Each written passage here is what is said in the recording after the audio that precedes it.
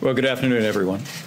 As the President just said, we just completed the White House Coronavirus Task Force meeting in the Situation Room, and we continue to implement the President's vision, not just for a whole-of-government response to the coronavirus, but a whole-of-America approach. The focus of our task force today and going forward is on implementing the President's public and private partnership on testing, focusing on ensuring that state and local authorities have the guidance and the support to ensure mitigation, particularly in areas where we've seen community spread.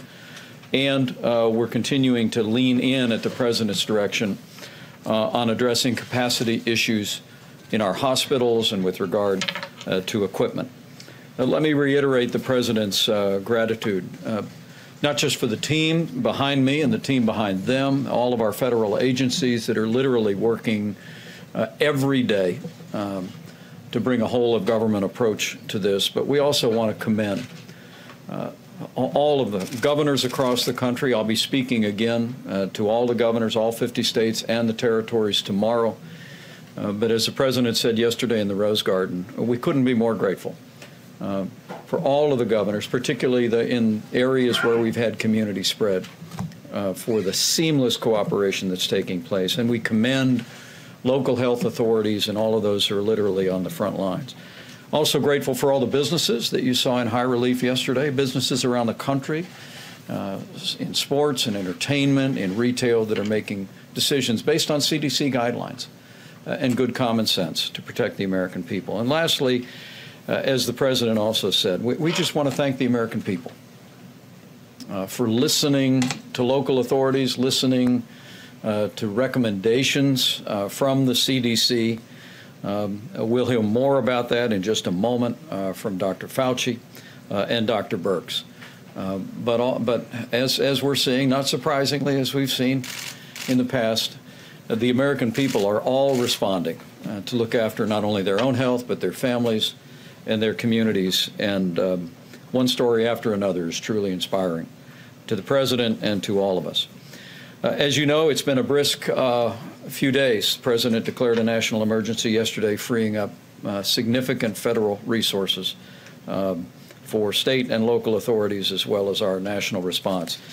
The President announced that unprecedented public and private partnership on testing.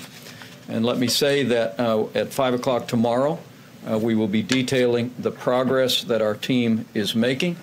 I can tell you they are literally working around the clock with private companies. We are very pleased that Thermo Fisher was just approved last night by the FDA in record time to also be providing what's called a high throughput test.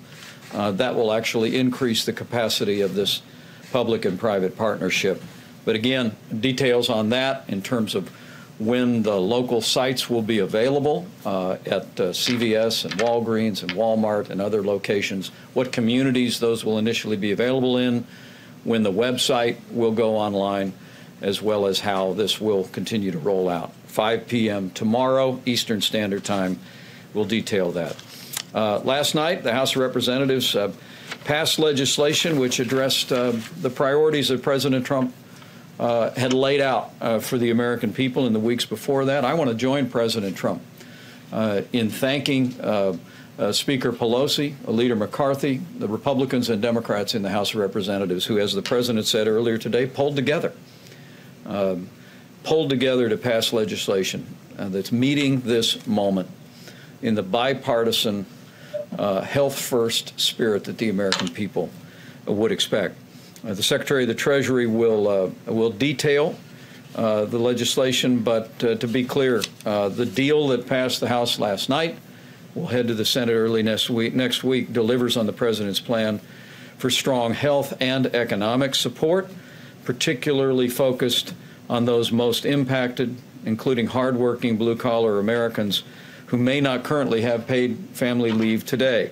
It provides free coronavirus testing for uninsured Americans, and it builds on the decisions that President Trump made, expanding coverage for Medicare, Medicaid, and also getting a commitment from private health insurance companies to join with us to waive all copays on coronavirus testing. So now testing will be free for every American, those who have insurance, Medicare, Medicaid, other programs, and even the uninsured. The legislation also establishes tax credits that the Secretary of the Treasury will describe that will provide paid sick and family medical leave for coronavirus-related employment interruptions. I expect Dr. Birx and Dr. Fauci will reiterate this. If you are sick, now you need not be concerned. If you're an hourly wage earner in America, you need not be concerned about staying home. If you're sick, stay home. You're not going to miss a paycheck because of this legislation that's moving through the Congress. We'll make sure that your employer, including small businesses, have the ability to provide paid leave to you. This also provides funding and flexibility to ensure that senior citizens, women, children, and low-income families have access to emergency nutritional assistance, and it incentivizes states to ease access to employment benefits. Again, the President and I are profoundly grateful for the bipartisan spirit that drove this legislation, and let me also say how grateful we are with the Secretary of the Treasury and the long hours that he put in negotiating this measure.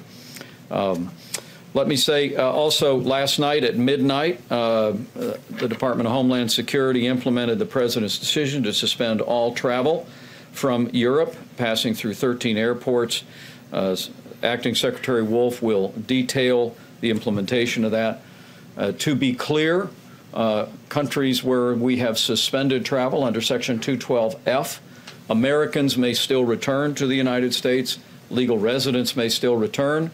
They are being screened at some 13 airports as we speak. If they are identified as being symptomatic for any illness, there is an additional response on site, but those Americans are being encouraged to return home and self-quarantine for 14 days. That started at midnight last night, and the Secretary will detail it.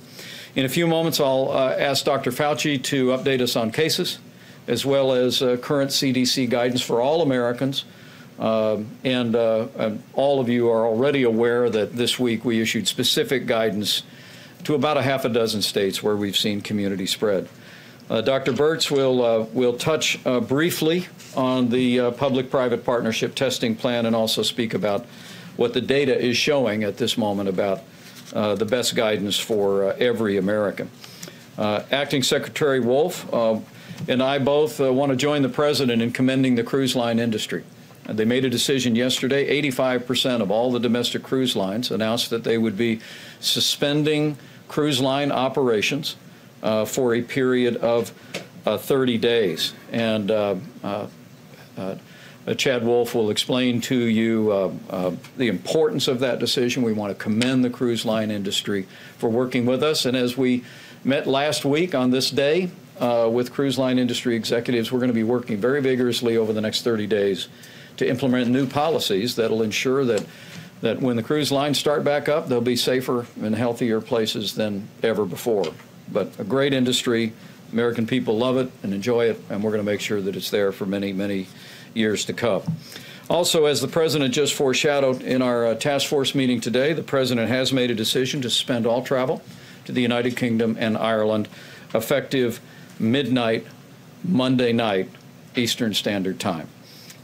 Chad Wolf will describe the details of that, but again, as the President just suggested, all of our health experts presented information. Dr. Fauci will reflect on some of those numbers, made a unanimous recommendation to the President that we suspend all travel from the UK and Ireland. That will be effective midnight, Monday night, Eastern Standard Time.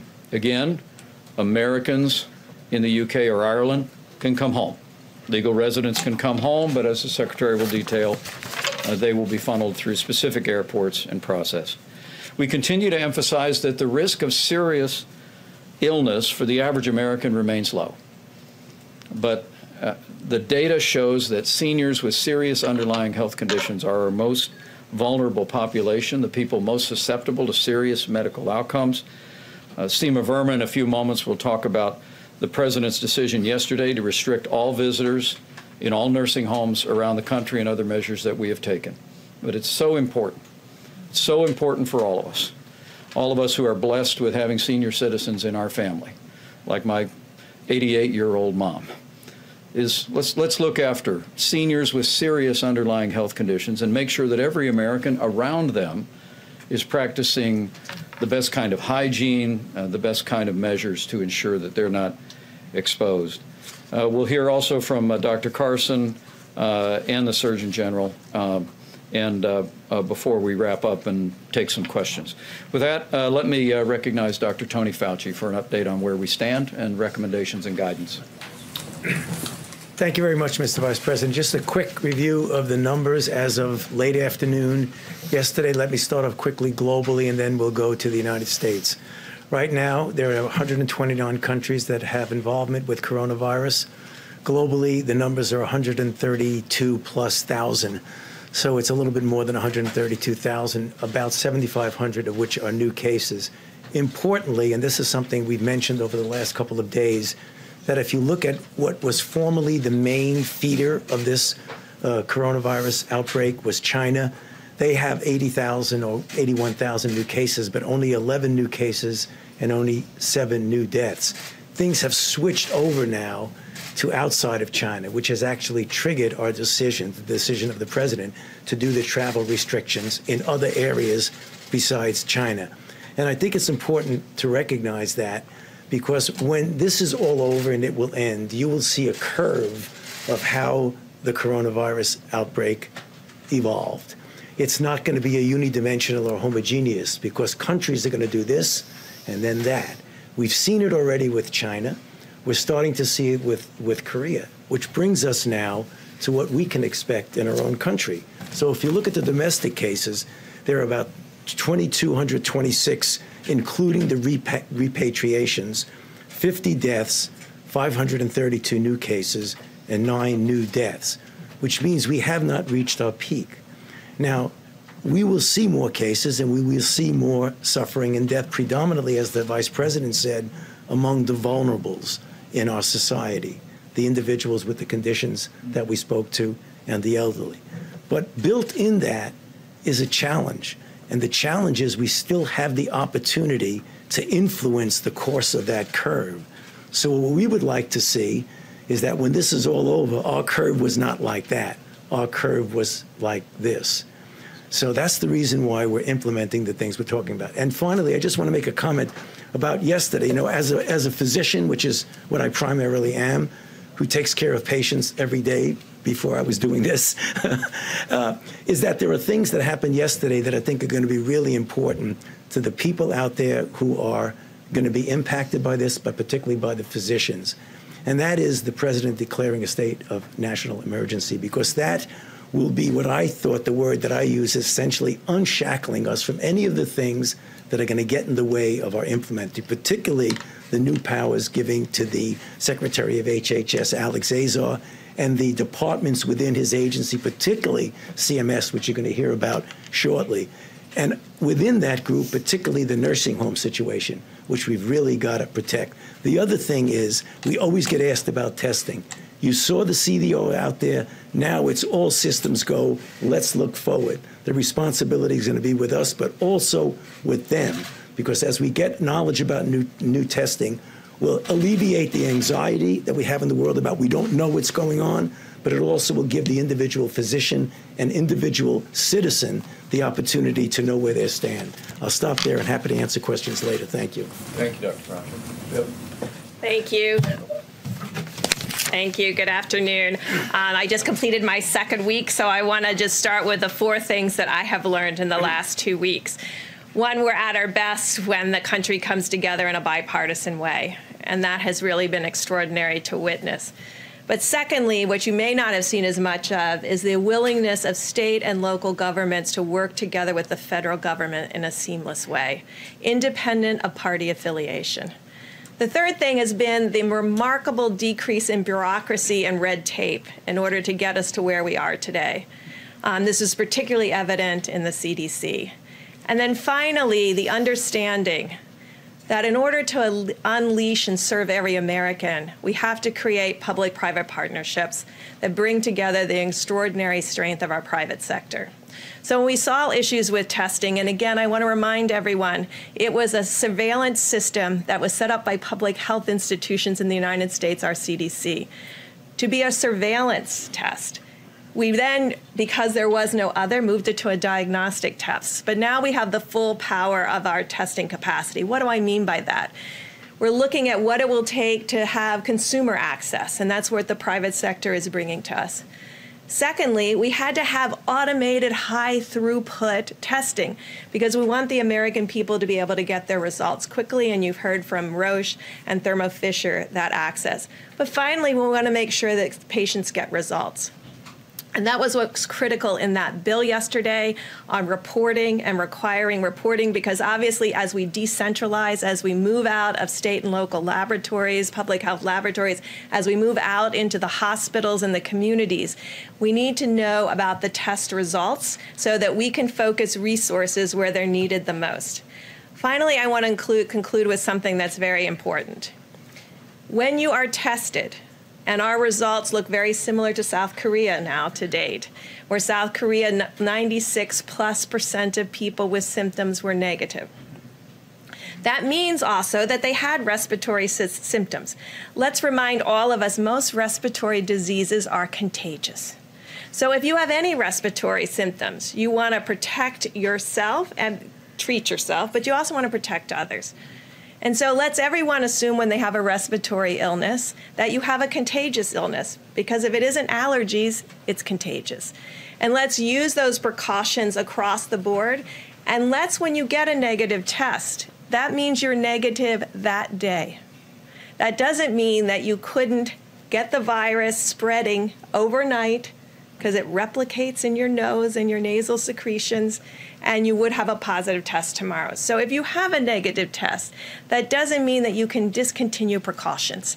It doesn't mean you can start taking risks because you were negative. So let's ensure that if you had symptoms, you are contagious. Let's treat yourself as being contagious. And if you have a negative test, let's make sure that you're still protecting others from whatever you do have, and that doesn't reassure you personally and you take additional risk. Finally, I just wanted to conclude with a group of clients and patients that we're all very worried about. These are individuals that we call long-term survivors from HIV that are here across the country that have survived more than 4 decades with HIV. Many of them still carry a level of immunocompromise. To all of them out there, please take care of yourself. Please ensure that you're doing everything possible to ensure you don't get exposed. Thank you. Thank you, Deb. Great comments. Mr. Secretary, on the legislation that passed the House. Thank you, Mr. Vice President. So first, in particular, I want to thank Kevin McCarthy and Kevin Brady and all the Republicans on the House side who worked with us round the clock. I'd also like to thank Mitch McConnell and his team who were providing us input as well. I especially want to thank Speaker Pelosi, who was literally available to us round the clock for the last 3 days. And also want to just thank the Vice President and the President, who were very specifically involved in the details with us and providing guidance. So I will just highlight some of the issues here. The first thing I would just say is this delivers on what the President announced in his speech the other night. Obviously, people who need to be quarantined and people who have the virus, we want them at home, and we want them to continue to get paid. We don't want to be in a situation where they fear not getting paid during this 2-week period of time. So the first thing that this does is it creates a very seamless process for people that work for small and medium-sized businesses. They will continue to get paid by their employer. They don't have to worry about big government and coming to big government to get their checks. They will continue to get paid. We were also very sensitive to small and medium-sized businesses. Many of these businesses covered sick pay, but they're going to have many more people that may be on quarantine than normal sick pay, and we didn't want them to have to bear the cost. So 100% of the cost for these limited situations will be taken care of by the federal government. And then finally, we wanted to think of, again, as I said, how do we deliver money to the people in the quickest way? We didn't want to take 6 months to implement some government system. So I want to thank everybody at the IRS. The way we're able to do this, again, the IRS will issue tax credits. For most employers, they'll just deduct the money from what they owe us.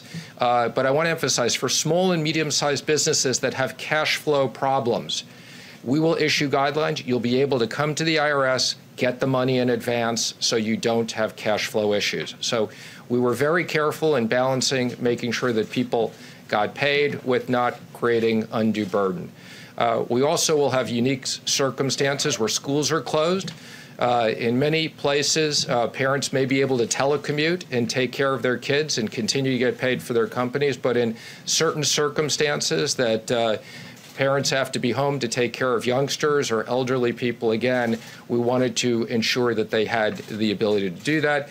And as the Vice President mentioned, for kids that received meals in schools, the schools are closed, we wanted to make sure that those kids would continue to get lunches paid for.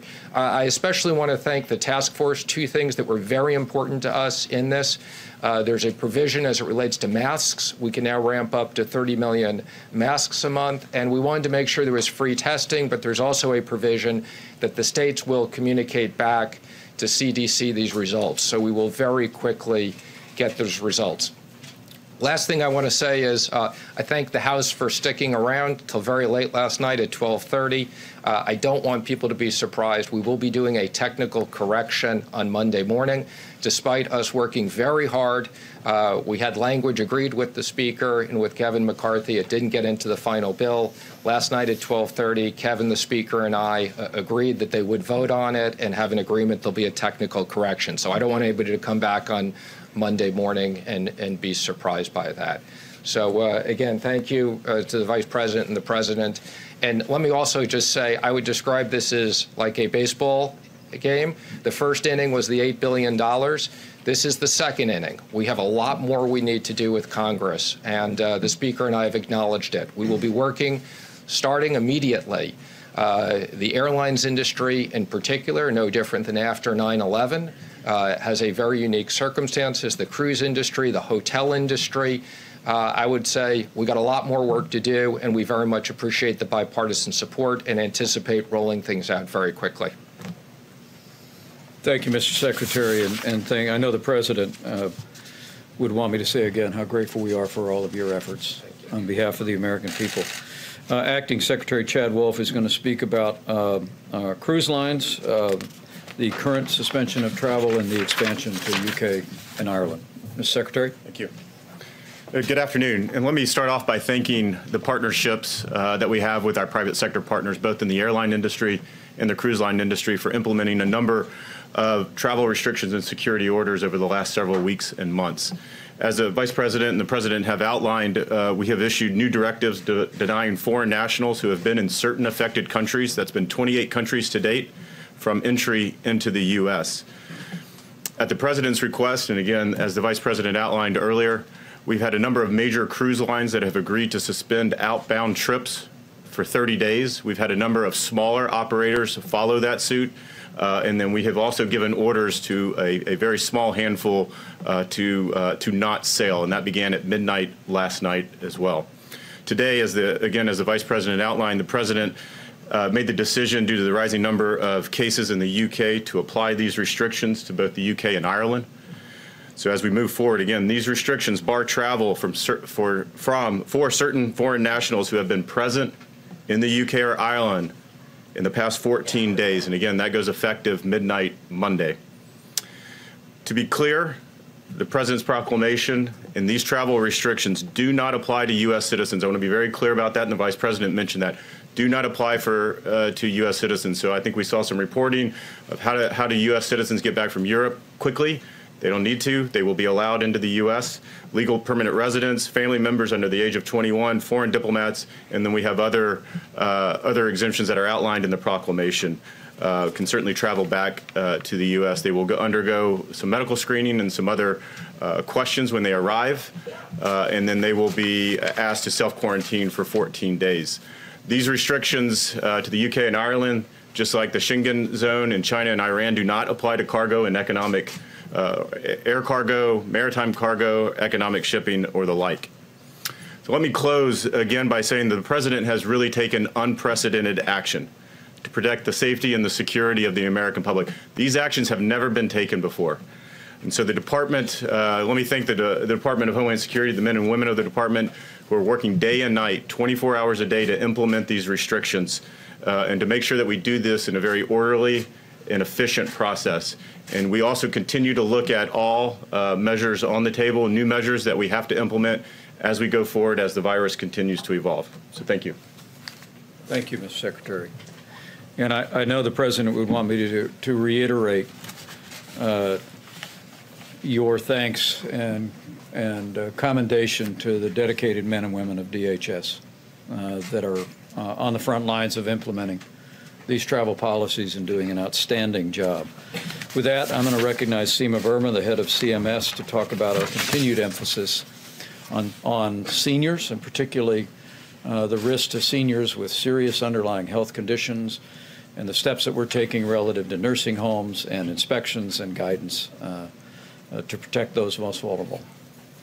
Thank you, Mr. Vice President. As the President and the Vice President said, we did take action last night to indicate that nursing homes should restrict all visitors effective immediately, and that includes all non-essential personnel. There are some exceptions for end of life. We're also canceling all group activities and communal dining, and there is active screening of healthcare workers that are in the facility. The emergency declaration, as Dr. Fauci said, is also very important to our healthcare workforce. There's a lot more flexibility that they have. For example, they can have workers from across state lines, doctors and nurses that can help them. Hospitals have the ability to move patients around. So that's also going to be very helpful as they go forward with this. Also with the nursing homes, we talked about this a couple weeks ago, that we had a call to action for all healthcare facilities to double down around infection control practices. We have now come up with some very specific guidance for our surveyors, and we have already begun the process of going into nursing homes, especially the ones that we have had a history of problems with infection control. And those inspections have already started. We've been doing those in Washington State, in California, New York, but we'll be increasing those over the coming weeks. Thank you. Thank you, Seema. And I'm mindful of the fact that there are likely many seniors in nursing homes around America that could be watching us at this hour. And let me just assure you that we're going to continue to take steps to ensure that all the guidance from CMS, all the guidance from CDC about preventing the spread of infectious disease remains low. But the threat here, I want to be clear, as Dr. Fauci has said, and I might just ask him to emphasize again, the threat here is not to seniors, particularly, or to seniors that may be on certain medications, but for seniors with serious underlying health conditions, we're taking the steps of suspending visitors for the purpose of protecting the most vulnerable. But to all of those other seniors that are watching from nursing homes or maybe watching from home or otherwise healthy, Dr. Fauci, maybe you'd give them a word. Yeah, sure. I think that obviously when you're a senior individual like myself, that my degree of protecting against infections is not as good as it was when you're 30, but if you're otherwise healthy senior, that the things that you really have less of a risk than if you have an underlying condition. Thank you. Thank you, Doctor. Thank you. Where are Secretary Couple more updates for you. I want to hear from the Surgeon General and Dr. Carson, and then we'll go to as many questions as you have. Okay? Mr. Surgeon General. Thank you. Yesterday was a very big, a very important day for our nation's providers and for our nation's patients in terms of the emergency declaration and also in terms of the agreement with the House that Secretary Mnuchin negotiated. And I want you all to understand some straight talk from the nation's doctor. We really need you all to lean into and prioritize the health and safety of the American people. No more bickering, no more partisanship, no more criticism or finger pointing. There'll be plenty of time for that, but we all need to hit the reset button and lean into moving forward. The health and safety of the American people is our top priority. More stories on how people can protect themselves, more people on how people can get the resources that they need that we've unleashed from the federal government and state and local governments. Less stories looking at what happened in the past. Again, there'll be time for that. I want you all to understand, as Dr. Fauci said, this will get worse before it gets better, but we are making progress to flatten the curve. We are making progress. 3 important points. Number 1, almost all people will recover. 99% of people will recover. People need to know that. And we heard a great story on NPR this morning about an 89-year-old from that nursing home facility in Seattle who is recovered. Number 2, we must lean into protecting the most vulnerable, those with chronic or severe medical conditions, especially seniors. Now is the time for us to lean into that, and we are taking the measures to protect them at HHS. Secretary Azar, Bob Kadlec, Bob Redfield, Admiral Chirwa are hard at work right now, leaning into that from the federal level, but we need your help.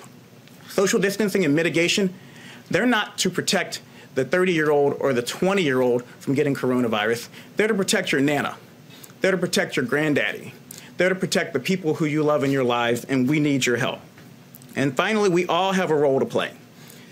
If we are complacent, selfish, uninformed, if we spread fear and distrust and misinformation, this situation will last longer and more people will be hurt.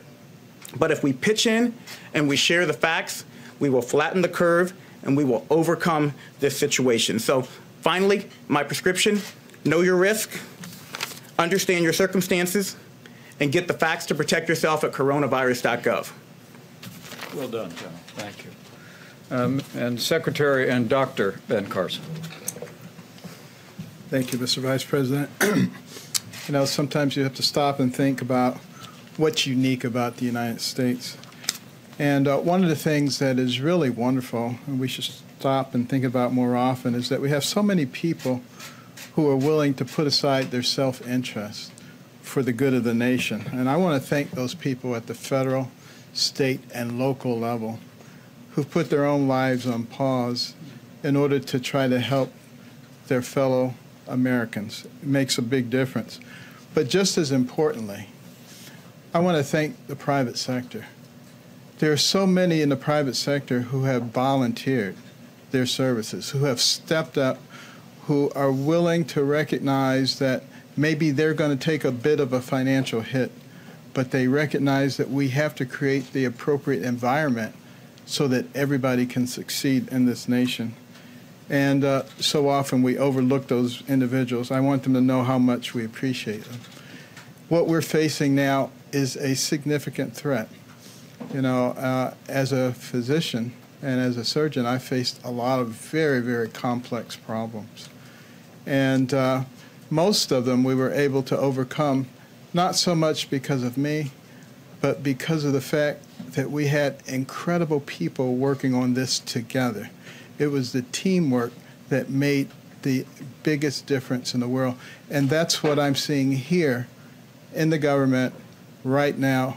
The people behind me with others who are willing to work together as a team to be able to accomplish the goals for the American people. And I used to think we had long hours in medicine, you know, working 24 hours straight and working at midnight, 2 in the morning. This team is working that way too. I frequently get calls at 9, 10, 11, midnight about putting together some policies, doing various things. And I just want to thank all the people who are involved. And I hope that, you know, we as a nation can use this as an opportunity to pull together for good. You know, President Trump is going to be recommending a National Day of Prayer. And, you know, we've gotten away from prayer and faith a lot in this country. There's nothing wrong with godly principles, no matter what your faith is. Loving your neighbor, caring about the people around you, developing your God-given talents to the utmost so that you become valuable to the people around you, having values and principles that govern your life. Those are things that made America zoom to the top of the world in record time. And those are the things that will keep us there, too. Thank you, Mr. Secretary. Okay, questions? Mr. Vice President, first of all, can you explain why Secretary Azar is not here? And also, can you indicate to us, one of the things the President rolled out yesterday was a discussion of Google partnering with the federal government, and then later Google said it was not aware that this was going to be announced and that it was not prepared in the same way the President forecast to the country. So where's the discrepancy about the website, Google's involvement, and why is the Health and Human Services Secretary not present?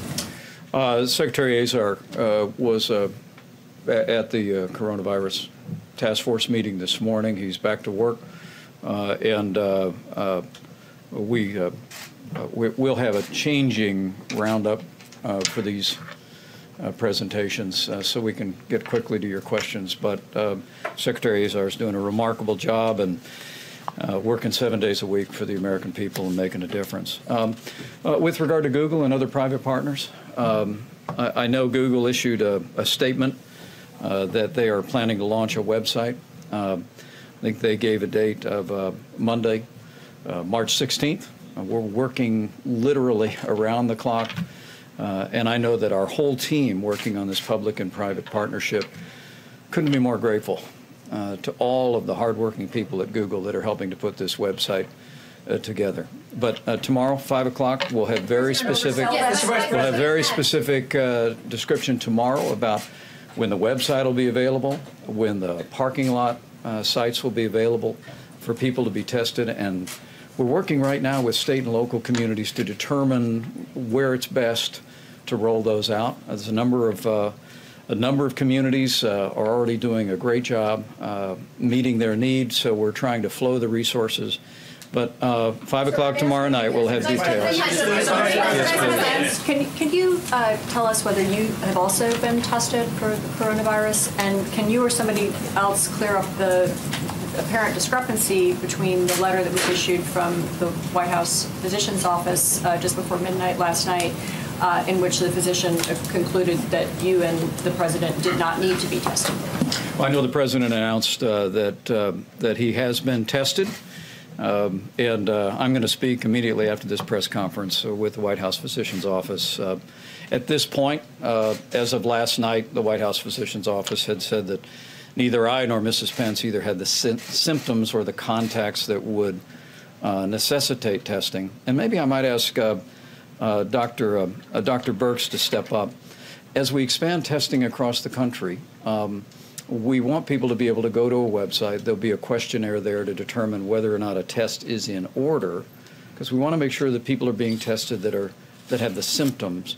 But I'm going to speak to the White House physician right after this press briefing, and Mrs. Pence and I would be more than happy to be tested. Dr. Birx, you want to speak? Yeah, no, thank you, Mr. Vice President, for mentioning that, because as I told you, in South Korea, there are 250,000 plus tests. About 96% were negative. So, and that was with symptoms. So we're working very hard integrating everything they have learned about symptoms and screening, and that is going into the development of this website. So it's not just a simple checkbox website. It's actually going to go through critical symptoms, and that's why we're giving ourselves the weekend to get it put up. So far in the United States, from LabCorp and Quest, they're running about a 99 to 98% negativity. This always worries me because I've worked in public health a long time. When you tell someone they're negative, yes, it's reassuring, but the last thing we want is them so reassured that they stop practicing these critical practices that are going to protect all of us. This epidemic will be stopped at the community level. Those are the individuals, it's Americans, and their response that will get us over this hump. And that's why, yes, we'll have testing available. We'll have to know that many are going to be negative, and you're going to have to help us carry that message that means just at that moment you're negative, you need to continue to do all of your protection and protection of others to ensure you remain there. Mr. President, to follow up on the Google question about the website, Google said that the website they are developing is in its early stages and will be limited to the San Francisco Bay Area. That seems very different from what you and the President are saying. Well, what Google said was that they're planning to launch a website this coming Monday, March 16th, that will enable individuals to do a risk assessment and be scheduled for testing at pilot testing sites in the Bay Area with the goal of expanding to other locations. And we're very grateful for that. The objective here is to have a website up very quickly that, that first people in the areas that have been deeply impacted, Washington State, California, New York. Now we've seen community spread in Massachusetts and also Florida. And so we want to make sure that we're flowing those resources as well as those remote testing sites in that area. But that's a statement I was handed this morning from them. And again, I want to tell you folks, we're working 24/7 on this. We're going to have very specific details on the rollout of this new public-private partnership in testing at 5 o'clock tomorrow. Please. Thank you, Mr. Vice President. Could you give us more details on the potential financial assistance for the entertainment industry, for the cruise industry that the administration is looking at right now? And if I may, on the temperature checks, were all of the members of the cabinet who were in here today, did they also have their temperatures checked? And, okay, I see you nodding, but is it also the White House policy now that anyone who, for instance, comes into the Oval Office needs to have their temperature checked at the door? I'd refer those questions to the White House physician's office. I have been informed that they're establishing new protocols for temperature checks, and I had my temperature checked too. Let me ask the Secretary of the Treasury to address what may be the next few innings. I mean, as I thought Secretary Mnuchin put it very well. We got the initial support, $8.3 billion from the Congress. The House passed legislation to act on the President's priorities, but we understand the President's made it very, very clear, whether it's our airline industry, our cruise industries, that we expect to be coming back to Congress to make sure that as we put the health of America first, and as businesses make those hard choices to make a priority of the health of their employees or of those that they serve or their customers, that we're going to make sure that they can come all the way back. Mr. Secretary? So let me just emphasize that this is a unique circumstance. This isn't like the financial crisis where people didn't know how long this was going to go on. And let me just say, there's no question, because of the things that we're requesting people to do, there are parts of the economy that are shutting down or slowing down dramatically. And as I said before, and I said yesterday, we are committed to use all the tools and all the resources of the government to make sure that we protect the economy. So many of the industries that you've talked about, as I said, the airlines are the most obvious because we have a unique circumstance where we have shut down travel, and these are of strategic importance to us. But we appreciate there's many industries that are impacted by this. I would also say there's many individuals. The President has talked about a stimulus program, whether it's through a payroll tax cut, whether it's through refundable tax credits. We are 100% committed, and I can assure you there is bipartisan support. So we have a lot of tools. The Fed has a lot of tools. Some of these tools we don't have that we had in the financial crisis. We'll be going back to Congress. And one of the reasons why this bill was so important is this is just now the second step on bipartisan support. We will make sure that the economy recovers out of this and whatever support. How much more money, if I may follow up, how much more money would you like to see? I'm not talking about the previous bill. I'm talking about in the future for those industries. Let me just comment. It would be premature to comment on specific money, as I said. I'd use the analogy of we're in a baseball game and we're in the early innings.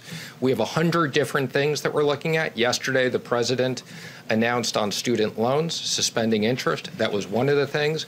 He announced using the Strategic Oil Reserve. This is a great time. We also have a unique circumstance having nothing to do with the coronavirus.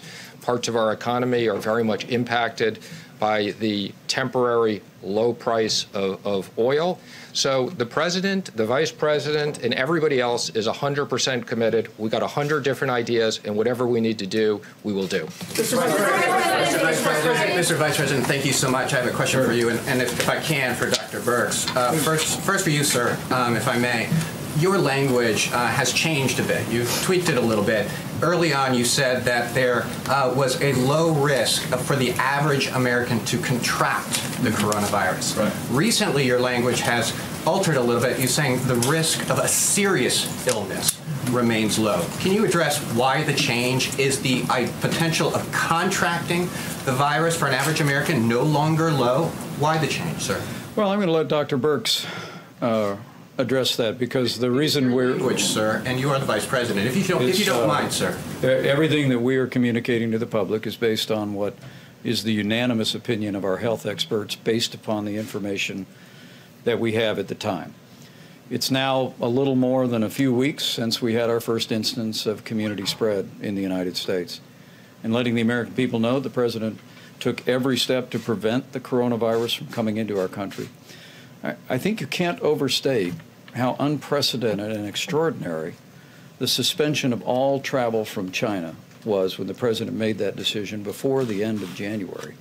And the travel advisories with portions of Italy, South Korea, the screening of personnel coming into our country. But allow me to let Dr. Birx address that, because what we're going to continue to do is tell the American people, straight from the health experts, the best information that we have to see to their own health, the health of their family, and their community. Dr. Birx?